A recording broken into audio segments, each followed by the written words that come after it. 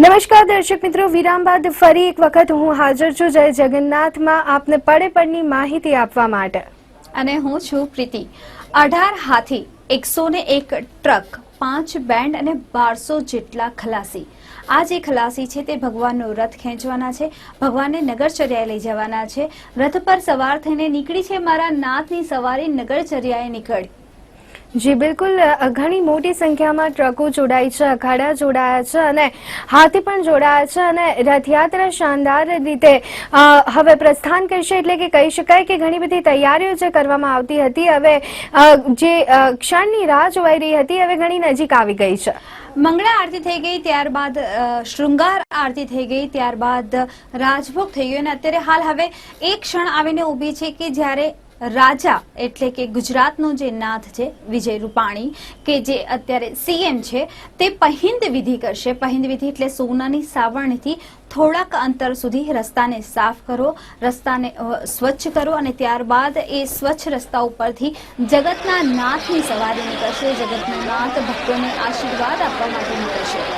જી બિલકુલ, વિજય રૂપાણીની જો વાત કરીએ, મુખ્યમંત્રી વિજય રૂપાણીને અવસર પ્રથમ વખત મળ્યો છે અને જો જોઈએ તો દર વખતે મુખ્યમંત્રી દ્વારા પહિંદ વિધિ કરાવવામાં આવતી હોય છે અને ત્યારબાદ પરંપરાગત રીતે રથયાત્રાનું પ્રસ્થાન કરાવવામાં આવતું હોય છે. અને હવે થોડીક જ ક્ષણોની રાહ છે કે જ્યારે મુખ્યમંત્રી દ્વારા પહિંદ વિધિ કરવામાં આવશે અને ત્યાર પછી રથયાત્રાનો પ્રારંભ થશે. જે ભક્તો રાહ જોઈ રહ્યા છે, ભગવાનની આતુરતાપૂર્વક, એમને હવે થોડી જ ક્ષણોની રાહ જોવી પડશે અને ત્યાર પછી ભગવાન રથયાત્રા કરવા નીકળશે.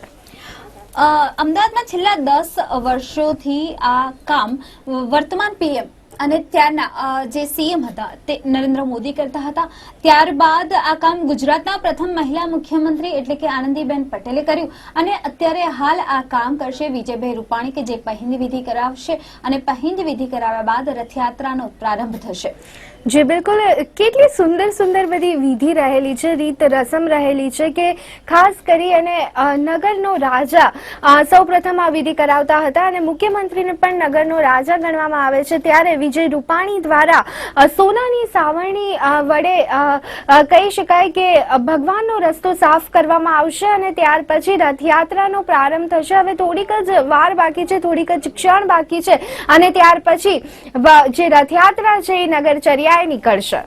આમ જો સુરક્ષાની વાત કરવામાં આવે, જ્યારે આટલો મોટો માહોલ હોય, આટલા બધા લોકો જ્યારે ભેગા થયા હોય ત્યારે સુરક્ષા બહુ કપરી થતી હોય છે. પરંતુ અત્યારે હાલ મૂવિંગ બંદોબસ્તમાં પોલીસ અધિકારીઓ જોવા મળી રહ્યા છે. મૂવિંગ બંદોબસ્ત અત્યારે હાલ ચાલી રહ્યો છે. 2 ડ્રોન કેમેરાથી સમગ્ર રથયાત્રા પર નજર રાખવામાં આવી રહેલી છે.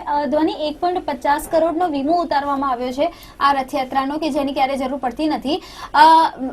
લાઈક કેવું હોય કે ભગવાન જ્યારે આવતા હોય ત્યારે ક્યારેય કોઈ અનિચ્છનીય ઘટના ઘટી જ ના શકે. જી બિલકુલ, પ્રીતિ, જો આ વખતની વાત કરીએ તો દર વખતની જેમ આ વખતે પણ પોલીસ દ્વારા સુરક્ષાનો ચાંપતો બંદોબસ્ત ગોઠવી દેવામાં આવ્યો છે. દરેક બાબતનું, નાનામાં નાની બાબતનું ધ્યાન રાખવામાં આવી રહ્યું છે. અને જો આપણે જોઈએ ને તો 1-2 દિવસ અગાઉ જો આપણે રથયાત્રાના રૂટ પરથી પસાર થઈએ તો મોટી સંખ્યામાં આપણને પોલીસ તૈનાત થયેલી જોવા મળતી હોય છે. એટલે કહી શકાય કે ઘણી બધી વ્યવસ્થા, ઘણી બધી સુરક્ષાની બાબતોનું ધ્યાન રાખવામાં આવતું હોય છે. રથયાત્રા પૂર્વે જોઈએ તો પોલીસ કમિશનર દ્વારા પણ આ બધી વસ્તુઓની એડવર્ટાઇઝ કરવામાં આવતી હોય છે, જાહેરાત કરવામાં આવતી હોય છે અને કોઈ એવી પરિસ્થિતિ આવે, વિકટ પરિસ્થિતિ આવે તો કેવી રીતના પોલીસનો સંપર્ક કરવો તે વિશેની પણ માહિતી આપવામાં આવતી હોય છે. ભગવાન માટે તો તમામ તૈયારીઓ થતી હોય છે, પણ ભક્તજનો પણ ક્યાંય હેરાન ન થાય, કોઈ પરેશાનીનો ભોગ ન બને, એના માટે પણ પૂરતી વ્યવસ્થા કરવામાં આવતી હોય છે. બંદોબસ્ત કરવામાં આવતો હોય છે, પરંતુ લોકોની શિસ્ત જ એટલી સારી હોય છે કે મૂવિંગ બંદોબસ્તની એટલી જરૂર નથી પડતી હોતી. લોકો કોઈ બીજાને મદદરૂપ પણ થતા હોય છે, પરંતુ સાથે સાથે કોઈને બાધારૂપ પણ નથી બનતા હોતા. ध्वनि भक्ति में भक्त का झुकना अनिवार्य होता है, भक्ति में भक्त का झुकना अनिवार्य होता है, तभी तो भगवान को भक्त स्वीकार्य होता है. આ બધી જે નાની નાની જે શાયરી લખવામાં આવતી હોય છે ને, એના જ ઉપરથી જોઈ શકાય છે કે ભગવાન ભક્ત માટે શું છે ને ભક્ત ભગવાન માટે શું છે. બંને એકબીજા વગર અધૂરા છે, કે જ્યાં સુધી ભક્ત ભગવાનના દર્શન માટે ના જાય અને ક્યારેક એવો માહોલ પણ બનતો હોય છે કે જે આજે છે કે ભગવાન ખુદ સામે ચાલીને દર્શન આપવા માટે આવતો હોય. જી બિલકુલ બિલકુલ.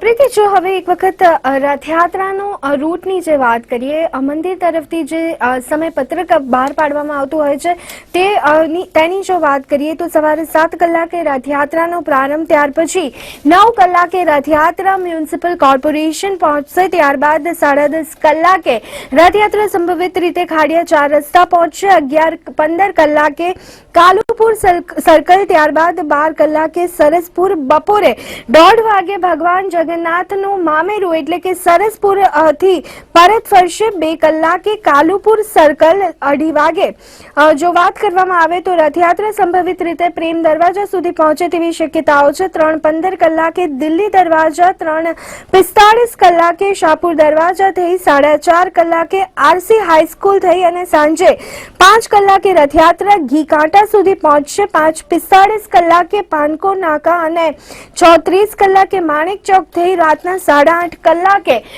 રથયાત્રા જે છે એ નીચ મંદિર પરત ફરે તેવું એક સમયપત્રક મંદિર તરફથી આપવામાં આવ્યું છે. એટલે કે 18 કિલોમીટર લાંબી યાત્રા થઈ ધ્વની આ તો. જી બિલકુલ, 18 કિલોમીટર લાંબી રથયાત્રામાં લોકો મોટી સંખ્યામાં જોડાયા છે અને ઘણો સુંદર માહોલ જોવા મળી રહ્યો છે. એટલે કે 18 કિલોમીટર સુધીનો રસ્તો પસાર કરી અને ભગવાન રાતના 8:30 કલાક અથવા તો 8:30 કલાકની આસપાસના સમયમાં નિજ મંદિરે પરત ફરશે. जमाने का रंग फिर उस पर नहीं चढ़ता, जमाने का रंग फिर उस पर नहीं चढ़ता, जिस पर कृष्ण प्रेम का रंग चढ़ जाता है वो सभी को भूल जाता है जो सांवरे का हो जाता है. એટલે કે ભક્તની અહીંયા વાત કરવામાં આવે છે કે ભક્ત જ્યારે કૃષ્ણમય બની જાય ને ત્યારે તે બધાને ભૂલી જતો હોય છે. તે પોતાના દુઃખ ભૂલી જતો હોય છે, તે પોતાના દર્દ ભૂલી જતો હોય છે, પોતાની પ્રોબ્લેમ્સ ભૂલી જતો હોય છે અને એના જ કારણે રથયાત્રાનો આપ આ માહોલ જોઈ રહ્યા છો કે આમાં તમને એકે ચહેરો એવો જોવા નહીં મળે કે જેના ઉપરથી તમે એ કરી શકો કે આ વ્યક્તિ તો પ્રોબ્લેમમાં હશે. બસ અહીંયા એક ચહેરો પણ તમને એવો ના જોવા મળે. અહીંયા તો બધા ભક્તોના દર્શન માટે ભગવાન ખુદ સામે ચાલીને જ્યારે આવતો હોય ત્યારે ભક્તને શું તકલીફ પડવાની અને તો જ્યારે પણ તકલીફ પડશે ને તો એ બહુ સૂક્ષ્મ પડશે અને એટલે કહી દે કે હા ભાઈ આ તો સુડીનો ઘાસ હોયથી સરી ગયો. જી જી જી બિલકુલ, રથયાત્રાની આ વાત જ અનોખી છે. અષાઢ સુદ બીજના દિવસે એટલે કે આજના દિવસે ભગવાન જગન્નાથની 140મી રથયાત્રા પરંપરાગત રૂટ પરથી પસાર થવાની છે અને આ વખતે ભગવાન ગોવાળિયા સ્વરૂપે ભક્તજનોને દર્શન આપવાના છે. રથયાત્રા ભારતીય લોક સંસ્કૃતિનું સર્વોચ્ચ પ્રતીક છે.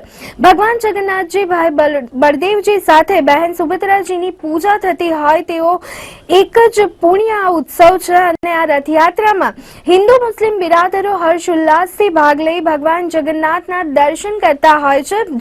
જગન્નાથ મંદિરના મહંત દિલીપદાસજી મહારાજે પણ ભાવિક ભક્તો હર્ષો ઉલ્લાસથી રથયાત્રામાં પ્રેમથી જોડાય તે માટે અપીલ કરી હતી અને દર વખતે જગન્નાથજી મંદિરના મહંત આ અપીલ કરતા હોય છે એક સરસ વાતાવરણમાં, શાંતિપૂર્ણ વાતાવરણમાં, સમૃદ્ધ વાતાવરણમાં રથયાત્રા પૂર્ણ થાય તે માટે જગન્નાથજી મંદિરના મહારાજ સંત દિલીપદાસજી દ્વારા દર વખતે અપીલ કરવામાં આવતી હોય છે અને તમામ લોકોને શાંતિમય રીતે રથયાત્રામાં જોડાવા માટેનો એક મેસેજ પણ આપવામાં આવતો હોય છે. જી બિલકુલ, નાથની પોતાની મરજી છે કે ભક્તને દર્શન આપવા છે અને એટલા જ માટે તો પોતાનું મંદિર છોડીને ભક્તોની વચ્ચે પહોંચી જાય છે દર્શન આપવા માટે. ધ્વની વાત કરવામાં આવે ભગવાન જગન્નાથની 140મી રથયાત્રાની તો બળભદ્રજી, સુભદ્રાજી અને જગન્નાથજી રથ પર સવાર થઈ ચૂક્યા છે. રાહ જોવાઈ રહી છે ગુજરાતના નાથ વિજયભાઈ રૂપાણીની કે જે આવીને પહિંદ વિધિ કરાવે ને ત્યારબાદ રથયાત્રાનો પ્રારંભ થાય. ભક્તો અત્યારે હાલ આપને દ્રશ્યમાં જોવા મળી રહ્યા છે. 18 હાથી, 101 ટ્રક, ઘણી બધી ટેબ્લો એમાં જોવા મળશે કે જેમાં જે અત્યારે હાલની જે સમસ્યા હોય, જે સળગતા સવાલો હોય તેને અહીંયા ટેબ્લોમાં વાંચા આપવામાં આવે છે. બેન્ડ છે ને 1200 ખલાસી છે કે જે રથને ખેંચશે એટલે કે રથને આગળ હંકારશે. જી જી જી અહીંયા જો વાત કરીએ ને તો રથયાત્રા માટે કહેવાયું છે કે રથયાત્રા સાધુ સંતો વગર અધૂરી રહેતી હોય છે. રથયાત્રામાં મોટી સંખ્યામાં સાધુ સંતો જોડાતા હોય છે. જગન્નાથ પુરીથી જે રથયાત્રા નીકળે છે એ તો ઘણી લાંબી રહેતી હોય છે, ઘણા દિવસો સુધીની રહેતી હોય છે અને મોટી સંખ્યામાં ત્યાં પણ સાધુ સંતો જોડાતા હોય છે. પરંતુ અમદાવાદના જગન્નાથ મંદિરેથી જે રથયાત્રા નીકળે છે તેની જો વાત કરીએ તો આ રથયાત્રામાં ઉજ્જૈન, હરિદ્વાર, અયોધ્યા, જગન્નાથપુરી, નાસિક તથા સૌરાષ્ટ્રથી આવેલા 2000થી પણ સાધુ સંતો, 2000થી પણ વધારે સાધુ સંતો અને ભક્તો ઉપરાંત 1200 જેટલા ખલાસી ભાઈઓ એ રથને ખેંચાવા જોડાતા હોય છે. લોકો તો ભેગા થાય છે પરંતુ સાધુ સંતો વગર રથયાત્રા અધૂરી છે, એટલા માટે સાધુ સંતો પણ આ રથયાત્રામાં જોડાતા હોય છે. ધ્વનિ, કિતની પ્યારી લગ રહી है सांवरे और गोरी की यह जोड़ी, એટલે કે આપણા સાવળા કાનાની જોડી અને રાધાજીની જોડી. આમ દ્રશ્ય જ કંઈક અલૌકિક ઉપસ્થિત થઈ જતું હોય છે આપણા માનસ પટલ ઉપર કે આ બંનેની જોડીને જોઈએ ને એટલે બધું જ ભૂલી જવાય. જી જી બિલકુલ. રથયાત્રાની આવી ઘણી બધી અનોખી વાતો છે, ઘણી બધી એવી કથાઓ જોડાયેલી છે રથયાત્રા સાથે કે જે આપણે વાત કરીએ અને ઓછી પડે. ખાસ કરી અને સમય માંગી લે તેવી આખી વાત રહેતી હોય છે અને રથયાત્રા પાછળ ઘણી બધી પૌરાણિક કથાઓ જોડાયેલી છે. અને રથયાત્રામાં જે ભગવાન એટલે કે શ્રી કૃષ્ણની જો વાત કરી લઈએ તો એમની તો કેટલી બધી લીલાઓ છે કે જે અપરંપાર છે. અને ખાસ કરી અને જો વાત કરીએ તો એમની વાત કરવી જ કહી શકાય કે એમાંથી એટલા બધા મેસેજ મળતા હોય છે કે કદાચ ભગવાનની એક પણ વાત આપણે રૂટીન લાઈફમાં યાદ કરી લઈએ ને તો ઓન ધ સ્પોટ આપણી સમસ્યાનું નિવારણ આવી જતું હોય છે. ધ્વનિ, આ રથનું દોરડું ખલાસી કેમ ખેંચતા હોય છે? જી, એટલા માટે કે એવું મનાય છે કે જે રથનું દોરડું ખેંચે ને એને વૈકુંઠ પ્રાપ્તિનો માર્ગ મોકળો બની જતો હોય છે. એના જ કારણે 1200 ખલાસીઓ આ રથયાત્રા એટલે કે 140મી રથયાત્રામાં આપને જોવા મળશે. હવે રથયાત્રા પાછળ પણ એક સારી કથા છે અને તે છે કે શા માટે રથયાત્રાનો પ્રારંભ થયો. એક વાર દેવી સુભદ્રા પોતાના સાસરીમાંથી પિયર દ્વારિકા આવે છે અને કહે છે કે ભાઈ મારે નગરચર્યાએ નીકળવું છે. તો ભાઈ પણ બલરામ, સુભદ્રાજી અને રથ પર સવાર થઈને નગરચર્યાએ નીકળતા હોય છે. અત્યારે હાલ જે પ્રમાણે આપ દ્રશ્યમાં જોઈ રહ્યા છો તે પ્રમાણે વિજયભાઈ રૂપાણી મંદિર પરિસરમાં આવી ગયા છે અને ત્યારબાદ તેઓ પહિંદ વિધિ કરશે અને ત્યારબાદ રથયાત્રાનો પ્રારંભ થશે. અત્યારે હાલ લોકોનું અભિવાદન વિજયભાઈ રૂપાણી એટલે કે ગુજરાતનો નાથ અત્યારે હાલ ભગવાનના દ્વારે આવ્યા છે.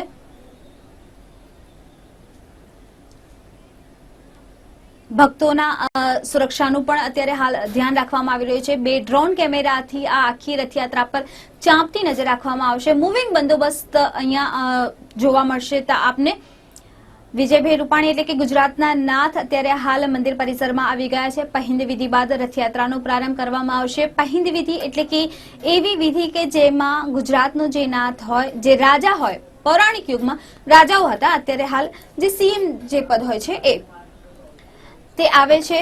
તેઓ ગઈકાલે રાજભોગનું સીધું આપ્યું હતું, જેનો રાજભોગ આજે ભગવાનને ધરાવવામાં આવ્યો. ત્યારબાદ તેને ભક્તોમાં વિતરણ કરવામાં આવ્યું અને ત્યારબાદ અત્યારે હાલ પહિંદ વિધિ કરવામાં આવશે એટલે કે સોનાની સાવરણીથી રસ્તાને સાફ કરવામાં આવશે અને એ સાફ રસ્તા ઉપરથી ભગવાન પસાર થઈને ભક્તોને દર્શન આપશે. જી બિલકુલ. જો વાત કરીએ તો અત્યારે મુખ્યમંત્રી વિજય રૂપાણી પહોંચી ચૂક્યા છે અને એ સિવાય અનેક મોટી હસ્તીઓ અત્યારે ખાસ કરી અને જગન્નાથ મંદિરમાં ઉપસ્થિત છે. બીજેપી રાષ્ટ્રીય અધ્યક્ષ અમિત શાહ પણ તેમના પરિવારજનો સાથે ઉપસ્થિત રહ્યા હતા અને જો જોઈએ તો ઘણી બધી મોટી એવી હસ્તીઓ અત્યારે જગન્નાથ મંદિરમાં ઉપસ્થિત છે. હવે થોડીક જ ક્ષણોની વાર છે કે જ્યારે વિજય રૂપાણી પહિંદ વિધિ કરી અને રથયાત્રાને પ્રસ્થાન કરાવશે. હવે થોડીક જ ક્ષણોમાં ભગવાન નગરચર્યાએ નીકળશે.